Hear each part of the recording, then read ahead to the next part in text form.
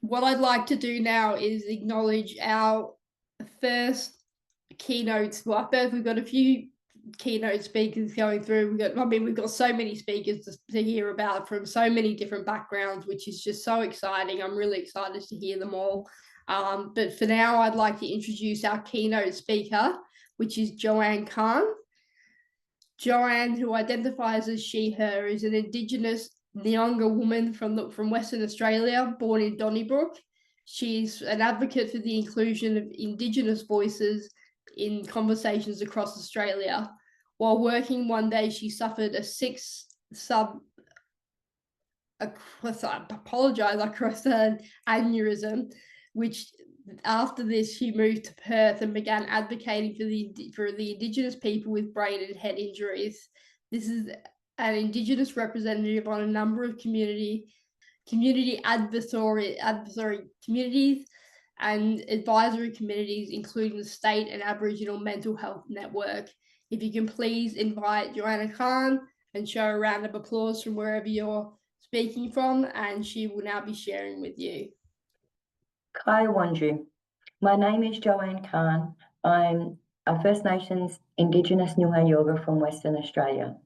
I am honoured to acknowledge and pay my respects to my traditional custodial ancestors of the Whadjuk Noongar Nation and all the traditional custodial ancestors from all the traditional lands across Australia, from where we all come together here to meet for this E-Symposium. I would especially like to acknowledge Gloria Khan, from whom I get all my inspiration and walk in her footsteps. Indigenous culture has always practiced lived experience through knowing, seeing, and doing, and this is passed down through our storylines, songlines, and artwork to share the knowledge of our culture to future generations. Thank you, and I hope you enjoy this wonderful event. So, my name is Joanne Khan. I am an Indigenous Nyoongar woman from Western Australia. I was born in Donnybrook. I am an advocate for equality at work, inclusion of disability in the workplace. And I sit on many advisory committees through many at a state level, at a community level, and a national level. And it's been a wonderful experience to be a part of all of these committees as a lived experience person. So this is my inspiration of where I walk in my mum's footsteps. I went searching to find out what my mum was all about, and to see and learn about my mum and what she's done in her life. And I googled my mum, and it led me to this diplomacy training centre, which then I found out that my mum was an alumni for the Diplomacy Training Centre. And for me, as an Indigenous person, this is really amazing, because there's been barriers that have restricted Indigenous culture to ever try and address our issues. So to find my mum, an alumni at this diplomacy training centre on the other side of Australia, was pretty inspirational. So I try hard to walk in her footsteps and advocate for my culture and in this space. And I do a lot of my advocacy at an intersectional basis. So I truly honour and thank my mother, Gloria Khan, for starting our West Australian Aboriginal Health here in WA. And also I think she was a part of our National Aboriginal Community Controlled Health Organisation.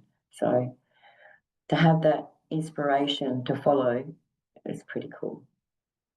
So these ones here, these are the start of my lived experience.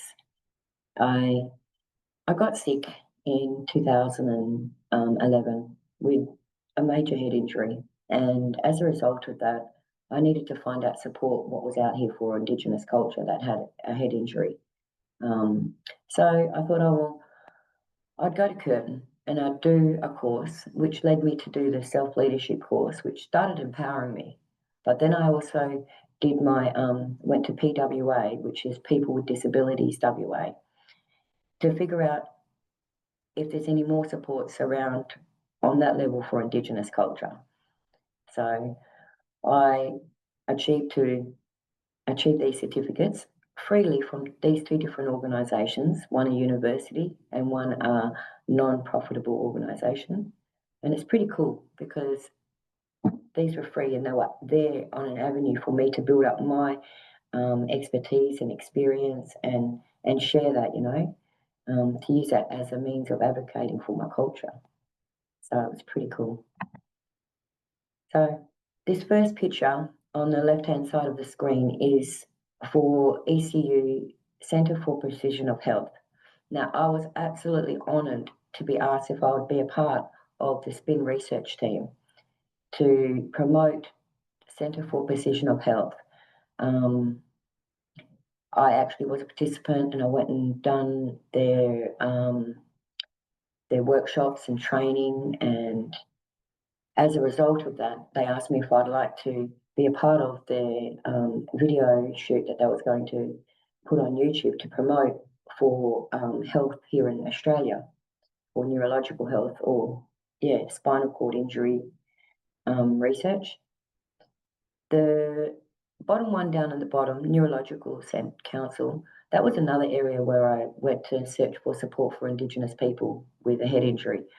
And as a result of that, they asked me if I'd like to be part of a photo that went to a community down in Albany, I think, one of the community newspapers, to promote Indigenous inclusion within Neurological Council of WA, to show Indigenous culture that they're open for everybody to, go and join and be a part of.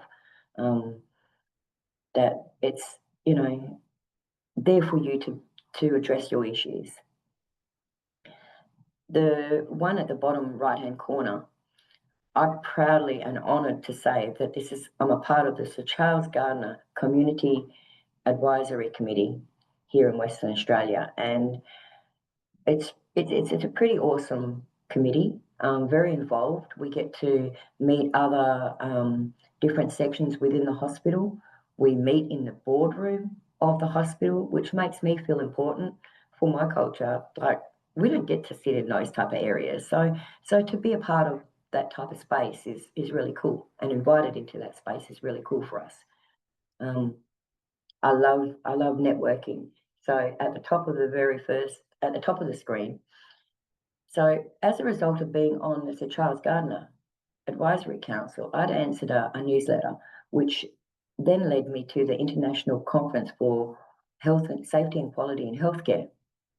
So all of these things had led from one to the other to the other.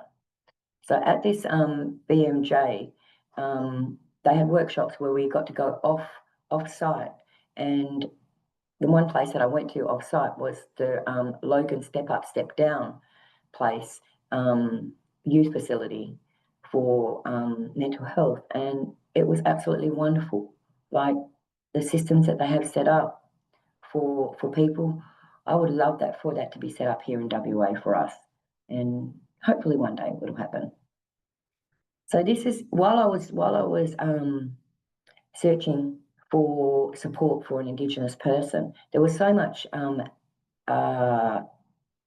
websites that you could go to and attend and go to address to get certificates. Like, these certificates here are from Lung Foundation Australia, and they took maybe an hour or 2 hours to do, but I was actually able to receive do this for free, and it built my self-esteem up, because then it educated me more about the Lung Foundation and what they have there and how they advocate for people with lung problems, and stuff like that. But it was really cool. I loved it. And if you take a look at the bottom of the screen, they are CPD certificates. So they do actually register as a KPI, I think it's called, which was, for me, was pretty cool. I thought, okay, this makes me feel even more important. So, yeah. So for me I really wanted to empower myself, and I went searching. Like, I found Leland, that was over in South Australia, from Leland, I actually got to be a part of their PAG committee, which is their project advisory group. And I did a lot of their certificates online, and they're free, and they're really, really cool, and they're really, really informative and educating. And that was the lived experience certificate here that you see.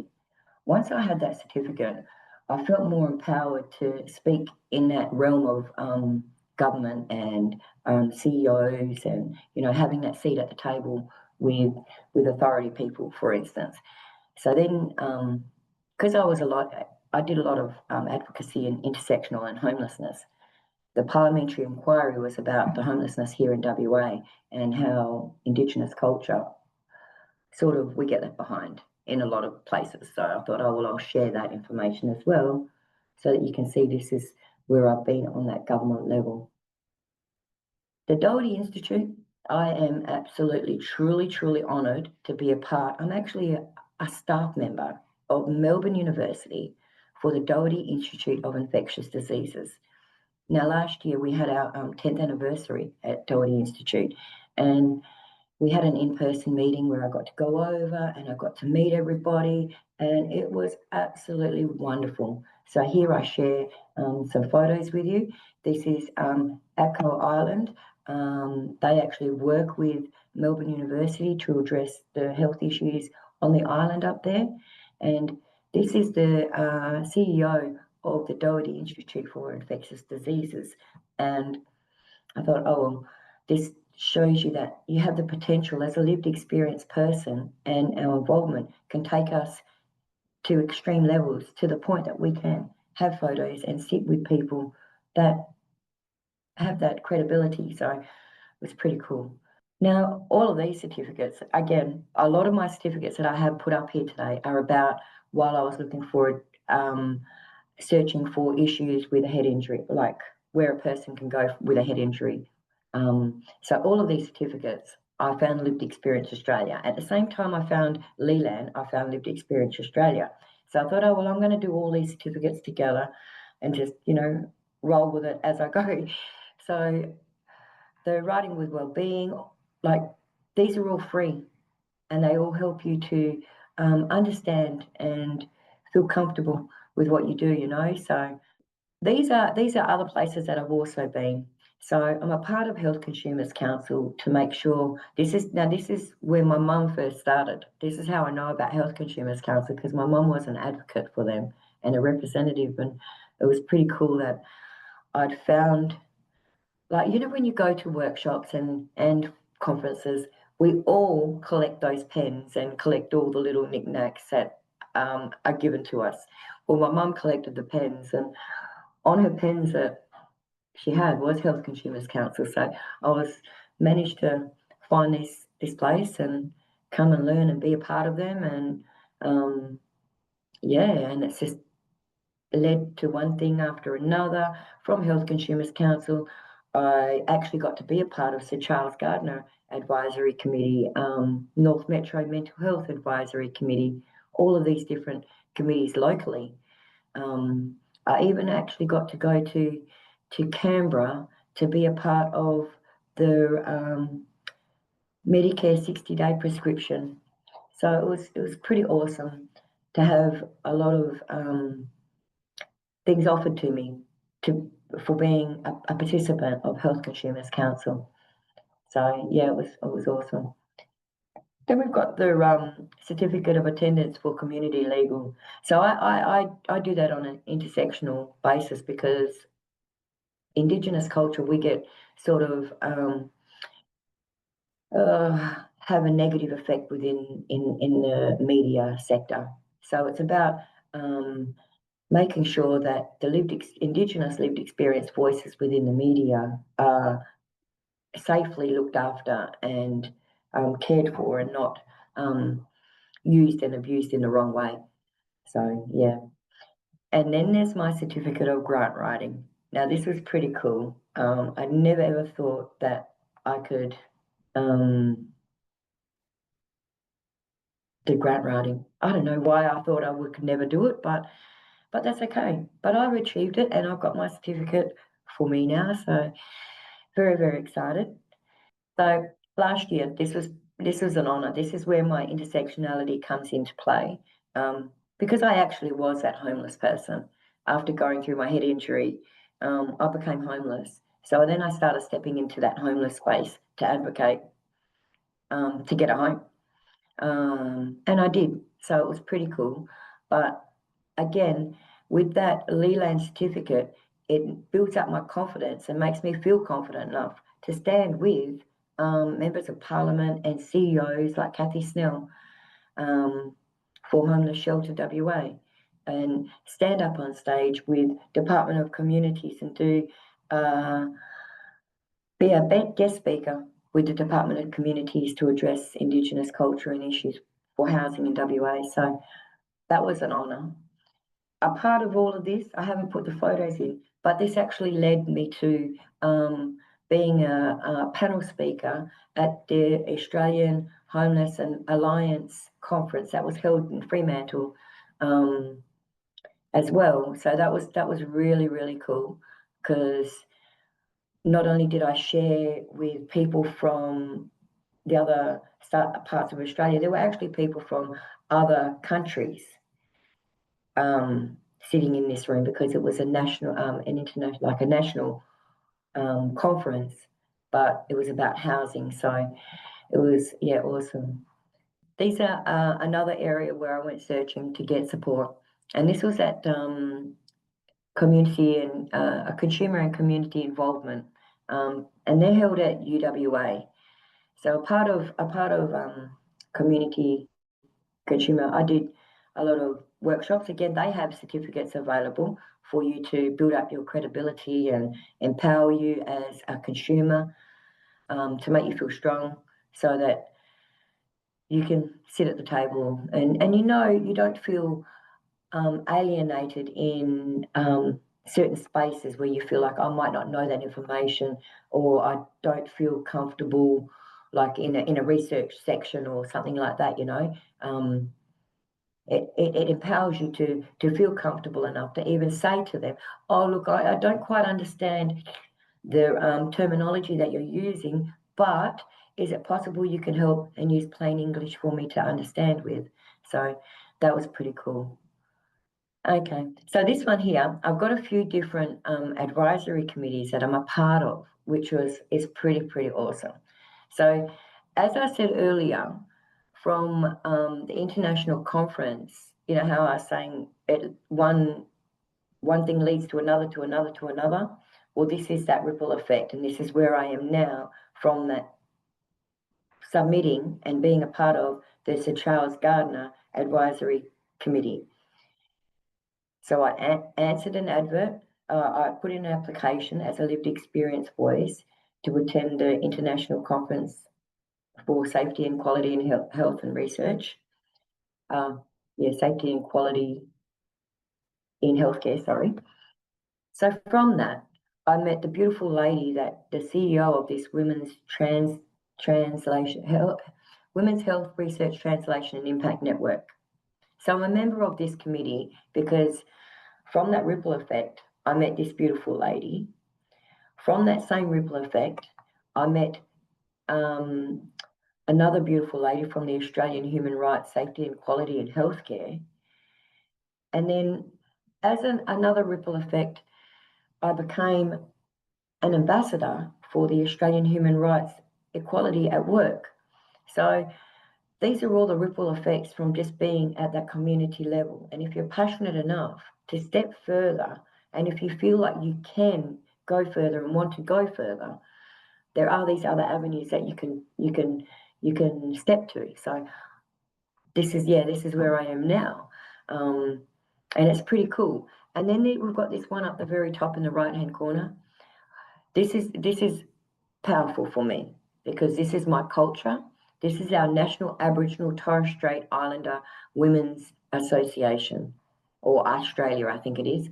And that's pretty awesome because that's representatives of Indigenous women from all around Australia that come together to address our issues.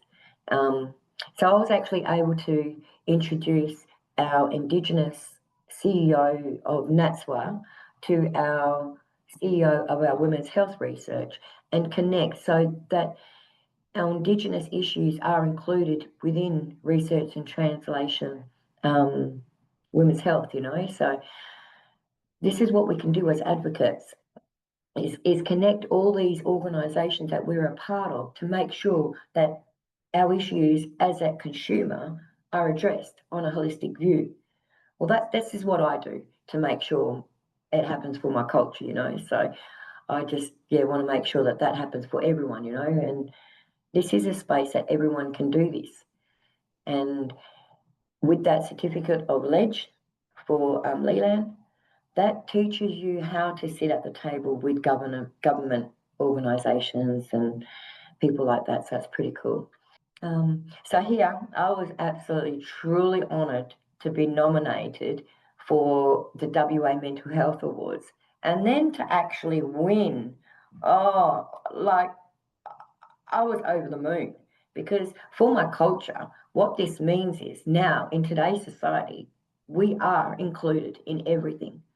And not just saying it because it's me, but I see the change within in things I do, and inclusion of my culture and in every space possible. That's why I stepped into every space, to make sure that we were included and that we did have a say and that we are a part of, because we are the oldest living culture of this country, and Australia has to embrace us and accept us,